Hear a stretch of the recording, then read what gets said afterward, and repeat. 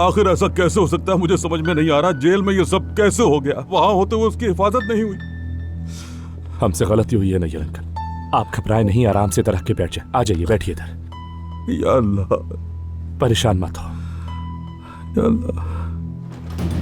सुनो, इमरजेंसी फौरन B positive blood चाहिए हमें। उस कैदी औरत के लिए चाहिए? यार वही औरत ना जिसका मैंने चेहरा तो नहीं देखा, लेकिन वही औरत जिसने बच्चे को कुचल दिया था। बात सुनो, वो ब्लड किसको चाहिए? नूर कोजान को चाहिए क्या? अली कोजान?